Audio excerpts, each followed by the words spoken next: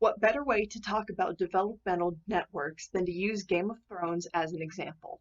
In this video, we'll compare the relationships between Jon Snow, Arya, the Night King, Daenerys, and Cersei.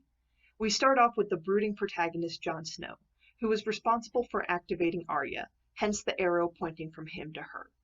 Once Arya is activated, she can then repress the Night King, as shown through the T-bars, to prevent him from turning all of humanity into White Walkers.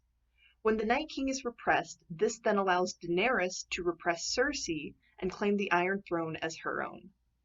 If a mutation occurs where Daenerys is taken out of the equation, then we can still see the defeat of the Night King, since Jon Snow is present to activate Arya, who will then repress the Night King. However, no one is there to repress Cersei, and she ends up winning. Now, let's say that Jon Snow is taken out of the equation. What happens then? Well, without him, Arya cannot be activated and cannot defeat the Night King. Therefore, with a functional Night King, he can repress Daenerys, who would have repressed Cersei. Now, though, we have a functional Night King and a functional Cersei, who will continue their reign of terror. If a double mutation occurs where both Jon Snow and Daenerys are removed, leaving only Arya, the Night King, and Cersei.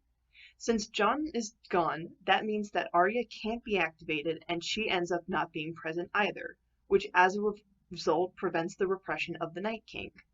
Daenerys is also gone, so she can't repress Cersei, once again letting the villains win.